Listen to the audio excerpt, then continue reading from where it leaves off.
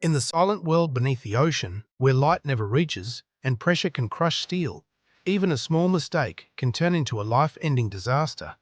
That truth became painfully real for the crew of the nuclear submarine Neptune-7 during one of the most dangerous missions ever recorded. The submarine left base just before sunrise, slipping quietly into the water.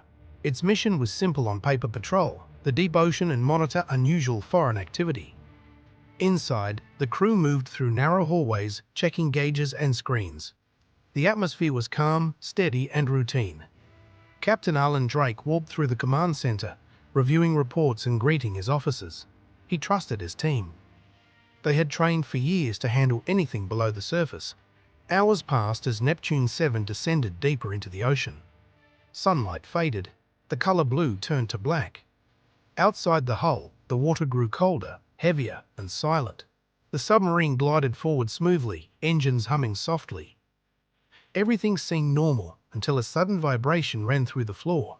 At first, it felt minor, like a distant tremor. Crew members glanced at each other but kept working. Then the lights flickered. A sharp alarm beeped once, then twice, then exploded into a constant warning tone. Captain Drake rushed to the main panel. A red message flashed across the screen: coolant pressure drop. In a nuclear submarine, coolant is life. Without it, the reactor overheats. And at extreme depths, that means the entire vessel can become a metal coffin. Drake ordered the engineering team to check Reactor Room 2. The narrow corridor echoed with running footsteps as two crew members hurried to investigate. When they opened the heavy door, hot steam shot out, fogging their visors. A thick pipe along the wall had cracked, releasing scalding vapor. The room felt like a furnace. They reported back immediately. The captain's expression hardened. If the reactor overheated, the pressure could destroy the entire submarine. They had minutes, maybe less, to act. He called for emergency shutdown procedures. The submarine slowed, and the engine noise faded into silence. The crew worked fast. Some monitored temperature levels, others prepared backup pumps, and a few suited up to manually seal the damaged pipe.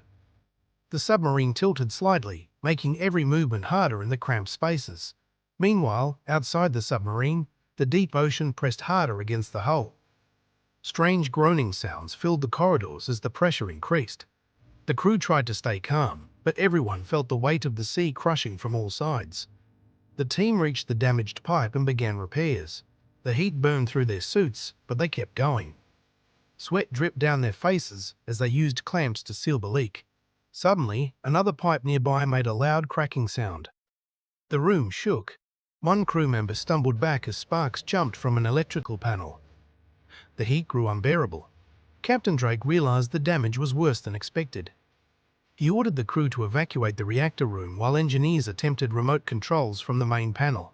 The submarine tilted again, metal screeching under the pressure. Temperature climbed dangerously. If they couldn't cool the reactor soon, the entire mission and everyone on board would be lost. In the command center, a young technician shouted, "Secondary pumps are failing." The captain made a fast decision: activate the manual coolant release, an action rarely used because it forces the submarine upward quickly and risks exposing their position.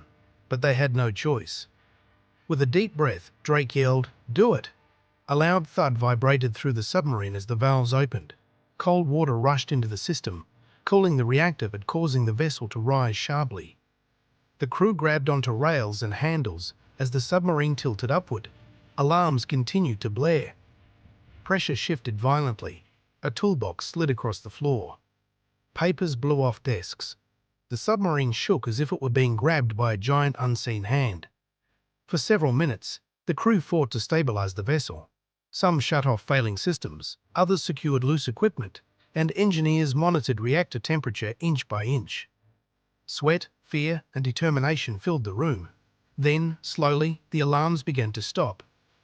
One by one, the red warnings on the screen turned yellow, then finally green. Temperature dropped. Pressure balanced. The reactor stabilized. Inside the submarine, silence returned. Not peaceful silence, exhausted silence. The crew let out long breaths. Some leaned against walls. Others sat on the floor, shaking from the stress. Captain Drake closed his eyes briefly, knowing how close they came to disaster. the Neptune-7 reached safer depths and restored regular power.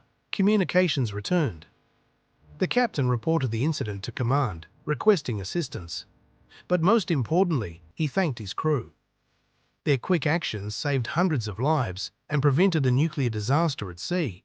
As the damaged submarine moved slowly toward safety, the crew looked around at the dark ocean outside the windows. The deep sea had almost taken them, but teamwork, training, and calm thinking brought them home. The world would never know how close disaster came that day. But inside that submarine, every crew member understood one truth. In the deep ocean, survival belongs to those who stay calm when everything begins to break.